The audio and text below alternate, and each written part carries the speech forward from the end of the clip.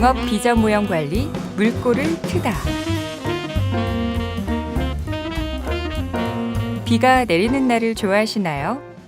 지붕 위로 떨어지는 빗소리, 부드럽게 젖은 흙냄새, 상쾌한 공기와 함께라면 참 기분이 좋아집니다. 비는 마른 땅의 생명들에게 많은 도움을 주기도 하는데요. 그런데 비가 우리의 생활 속에서 나온 오염원들과 만나 하천을 오염시키고 있다는 것을 알고 계신가요? 이런 것들을 비점 오염이라고 합니다. 우리는 비점 오염에 대해 알아보고 어떻게 하면 비점 오염원을 줄여 하천을 지킬 수 있을지 알아보려 합니다. 먼저 비점 오염이란 오염원이 다수의 장소에서 불확실하게 배출되어 배출 지점을 특정할 수 없는 오염을 말합니다. 예를 들면 길가에 버려진 쓰레기, 가축 분뇨, 농지에 뿌려진 농약과 비료 같은 것들이죠. 어려우신가요? 먼저 비점 오염의 반대 개념인 점 오염을 이해하시면 쉽습니다. 점 오염이란 공장 폐수, 가정 하수 등 오염원이 어디에서 나오는지 알 수 있는 오염원입니다. 그렇기 때문에 해당 구역을 관리한다면 오염원을 쉽게 저감시킬 수 있습니다. 반대로 비점 오염이란 불특정 다수의 장소에서 오염원이 나오는 것이기 때문에 발생 장소를 확정할 수 없고 전체를 다 관리하기란 매우 어렵습니다. 따라서 발생원에서 오염원이 배출되는 것을 예방하는 방법이 가장 효과적입니다.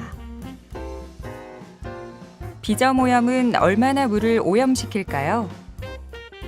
1998년부터 꾸준하게 증가하여 2020년에는 전체 오염원 중 비점 오염이 차지하는 비율이 70%를 넘어설 것으로 예상되고 있습니다. 비점 오염원의 40%가 토지계에서 나오는데 이 중 절반 이상이 농촌 지역의 논과 밭에서 발생합니다. 비점 오염 중 큰 비중을 차지하는 농업 비점 오염은 어떻게 발생하는 것일까요? 농업 비점 오염은 크게 영농 과정에서 발생하는 오염과 농촌 생활에서 발생하는 오염이 있습니다. 영농 과정에서는 과잉 시비, 토양 유실, 농약, 제초제, 살충제, 살포 등이 농업 배수를 통해 배출되며 농촌 생활에서는 생활 폐수, 불법 소각, 영농 폐기물, 생활 쓰레기 등을 통해 오염이 발생합니다. 이와 같이 오염은 농사를 짓는 과정에서 그리고 일상적인 생활에서도 발생합니다. 이러한 농업 비점 오염을 줄이기 위해서는 어떻게 해야 할까요? 오염을 완전히 막을 수는 없지만 손쉽게 효과적으로 줄일 수 있는 방법들이 있습니다. 먼저 영농 과정에서 적용할 수 있는 방법들에 대해 알아보겠습니다. 첫 번째는 토양 검정 시비입니다. 토양 검정을 통해 자신의 논과 밭의 상태를 알아본 뒤 그에 맞게 시비하는 방법입니다. 경작할 토양의 시료를 채취해 농업기술센터에 보내면 토양의 영양 상태와 비료 추천량을 알 수 있습니다. 이것을 통해 환경을 보호하는 효과적인 시비량 조절이 가능해져 비용 절감에도 효과를 볼 수 있습니다. 두 번째는 완효성 비료입니다. 완효성 비료는 알갱이가 코팅되어 있어 물이나 흙에서 작물의 성장 속도에 따라 필요한 양만큼만 서서히 녹아 흡수되기 때문에 추가 시비를 하지 않아도 돼 비점 오염 배출을 27%나 저감시킬 수 있습니다. 완효성 비료를 사용하면 수확량이 줄어들 것 같다는 걱정을 하시는 농업인분들이 계실 수도 있지만 일반 비료를 사용하는 것과 동일한 수확량을 얻을 수 있습니다. 세 번째는 물꼬 관리입니다. 물꼬 조절 장치는 논에서 배출되는 물의 양을 줄여 비점 오염 배출을 30%나 저감시킬 수 있습니다.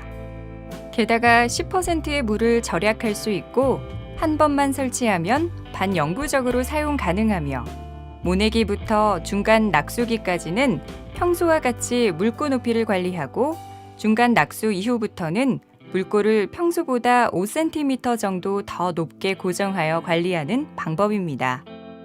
물고 관리는 물고 장치를 설치하면 보다 더 손쉽게 논물의 조절이 가능하고 매번 번거로운 물고 관리의 노동력도 절감할 수 있는 방법입니다.